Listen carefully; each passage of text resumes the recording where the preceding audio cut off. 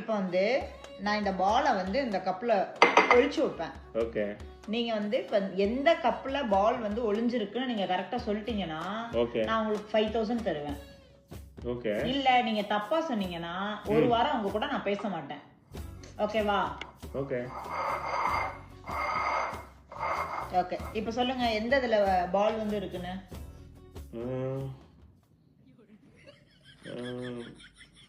இதுல இதுல இதுல ஷூர் இதுல தான். எஸ்.